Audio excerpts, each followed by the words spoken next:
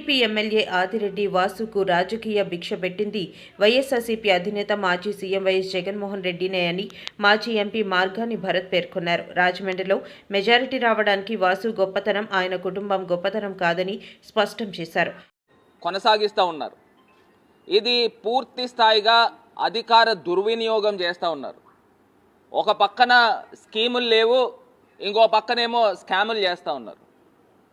ఈ స్కాములు కూడా ఒక్కసారి ఒక ఉదాహరణకి చెప్తా ఉన్నాం. టీసీఎస్ పేరు చెప్పి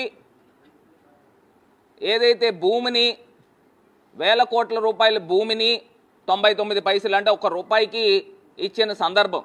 అంటే టీసీఎస్ అంటే ఒక పేరున్న సంస్థ. సరే, దాని గురించి ప్రజలు కూడా ఓకే, వాళ్ళు రావడానికి ఏదన్నా కొంత ఇనిషియేటివ్ తీసుకున్నారంటే అనుకోవచ్చు.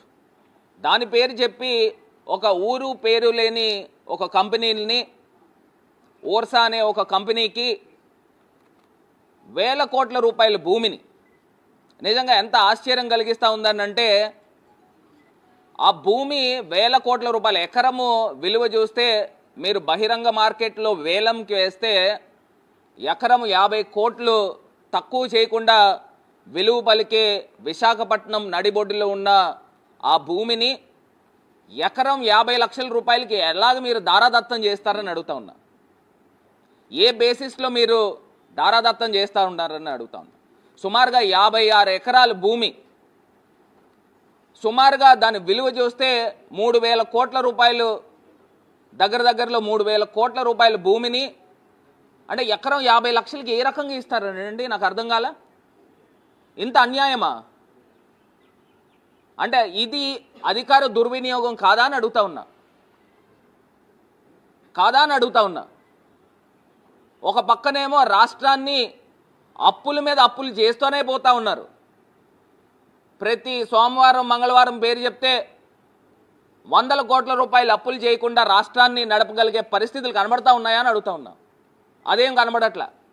ఇప్పుడు ఏదైతే ఈ భూములు స్కాములు బయటికి తీస్తూ ఉన్నారో వైఎస్ఆర్ కాంగ్రెస్ పార్టీ ప్రజల ముందు పెడతా ఉన్నారో, ఏదో సంచలనాలు సృష్టించాలని, మరి నిన్న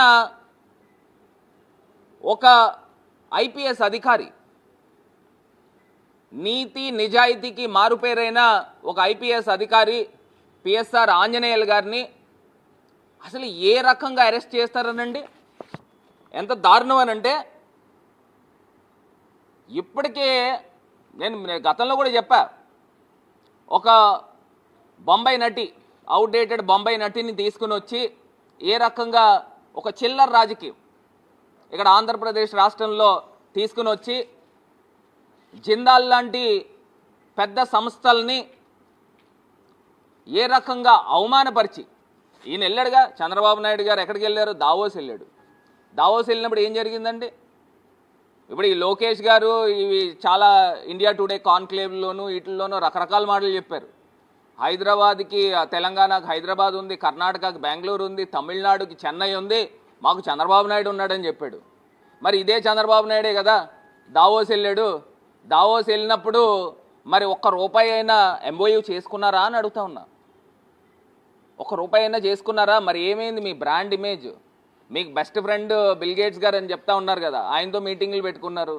పోనీ ఆయనైనా కనీసం సరే చంద్రబాబు నాయుడు గారు వచ్చారు కదా, ఒక 10,000 కోట్లో ఎంతో మీరు ఎంఓయూ చేసుకోవాలి కదా, మీకు ఏమైపోయింది అని అడుగుతా ఉన్నా. మీకున్న అనుభవము, మీకున్న ఆ గ్లామరు ఏమైపోయింది అని అడుగుతా ఉన్నా.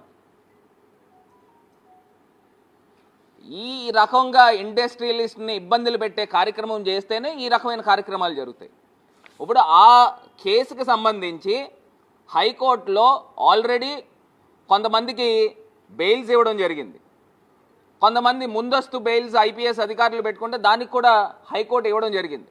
ఇవన్నీ జరిగిపోయి ఒక 3-4 నెలలు గడిచిన తర్వాత ఇప్పుడు ఏదైతే ఈ ఓర్సా భూములు వెలుగులోకి వచ్చినాయో దాన్ని ప్రజల్ని డైవర్ట్ చేయాలి.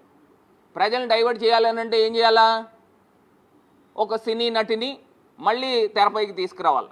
తెరపైకి తీసుకుని వచ్చి ఒక సంచలనం క్రియేట్ చేయడం గురించి ఒక ఐపీఎస్ అధికారిని, మరి నిజాయితీ గల వ్యక్తి అయిన పిఎస్ఆర్ ఆంజనేయులు గారిని ఏ బేసిస్లో అరెస్ట్ చేస్తారనండి?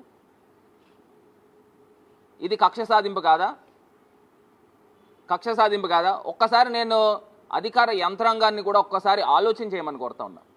ఈయన కేవలము ఒక స్వార్థ రాజకీయాల కోసము అధికారుల్ని, ఐఏఎస్ ఐపీఎస్ అధికారుల్ని, ఇంకా కింద స్థాయి అధికారుల్ని, వీళ్ళందరినీ కూడా బలి పశువులు చేస్తున్నారనే అంశాన్ని ప్రతి ఒక్క అధికారి కూడా గుర్తుకు పెట్టుకోవాలని కూడా ఈ సందర్భంగా తెలియపరుస్తున్నా. ఏదో చంద్రబాబు నాయుడు గారు ఏం చెప్తే అది తలాడించడం కాదు, అందులో ఉన్న వాస్తవాల్ని, అందులో ఉన్న నిబద్ధతని పూర్తి స్థాయిగా చూసి మీ బ్యూరోక్రసీని ఉపయోగించాలని ప్రతి ఒక్క అధికారిని కూడా కోరుతా ఉన్నా. ఎందుచేతనంటే ఇప్పుడు ఏదో ఒక సిస్టమ్ లేకోకుండా, ఒక రూల్స్ రెగ్యులేషన్ లేకోకుండా ఏదో చంద్రబాబు నాయుడు గారు చెప్పారు కదా అని చేస్తే రేపు వచ్చే ప్రభుత్వం మా ప్రభుత్వం వస్తుంది. మా ప్రభుత్వం వచ్చినప్పుడు ఏవైతే తప్పులకు పాల్పడ్డారో ప్రతి ఒక్కళ్ళని కూడా, అందరినీ కూడా లెక్క పెట్టుకుని కూడా శిక్షల్లోకి తీసుకుని వస్తామనే అంశాన్ని కూడా గుర్తుకు పెట్టుకోవాలని ప్రతి ఒక్క అధికారిని కూడా తెలియపరుస్తూ ఉన్నా. ఇది కాకుండా నేను అడుగుతా ఉన్నానండి, అసలు ఈ ఊర్సా భూముల గురించి అసలు ఆంధ్రప్రదేశ్ రాష్ట్రంలో ఇది ఎవరి తాలూకా ల్యాండ్ డీల్ అని అడుగుతా ఉన్నా. మా కేసినేని నాని గారు క్లియర్ కట్గా బట్టబయలు చేశారు. ఈ విజయవాడ ఎంపీకి ఏ రకమైన సంబంధాలు ఉన్నాయి ఈ ఊర్సాకి సంబంధించి అని. అంటే ఇది కేవలము మీ తాలూకా, మీ సామాజిక వర్గంలో మీ బినామీల్ని పెట్టుకుని ఏ రకంగా వేల కోట్ల రూపాయల భూమి